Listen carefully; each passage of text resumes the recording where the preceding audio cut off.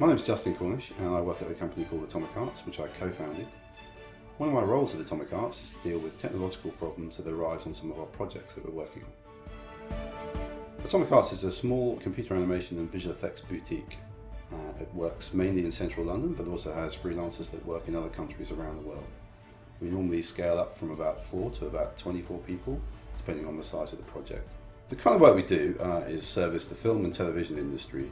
We provide high-end visual effects and 3D animation, which requires a vast amount of computer power to do the job. We use the core E-infrastructure to enable us to expand, and how that works is that we have a large data set that comes from the artists that generate visual effects for films, and that data set needs to be processed.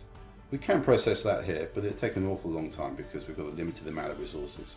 What the E-infrastructure allows us to do is take that small data set and expand very quickly to achieve a much better result in a much quicker time. What attracted us to work with the core team was their depth and experience that they could provide us by us allowing to scale up from a small company into a company that would appear to be much larger but without having the extra overheads. We chose Core as an E-infrastructure partner because they really have an unmatched expertise, and that combined with the fact that they had a central London location that we could work with and their general cost effectiveness really made it a worthwhile deal for us. The engagement process with the core team was very efficient and very slick. They always came back to us very quickly and found solutions that we really hadn't been expecting to find.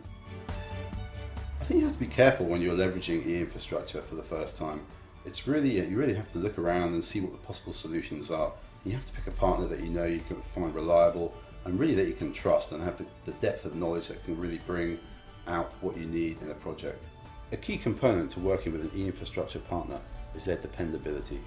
When we're working on a $100 million film, we want to know that they're going to be there for us all the way to the end, because our deadline is a real deadline.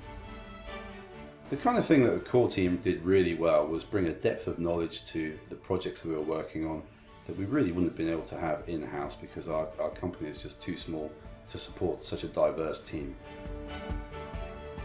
The core team really provide us with a great deal of depth in their knowledge and experience, and what they really do well is they interact with our team in a way that makes it feel like it's an in-house support, and they allow us to expand to a scale that we previously wouldn't have been able to do. So at the start of many of our projects, we often find that if we calculate the amount of data that we're actually going to need to be manipulated towards the end of a project, it's going to be more than we can actually handle. And that's where having a good E-infrastructure partner can really come in handy. It allows us to scale up all the information that we have at the end of a project and process that somewhere else.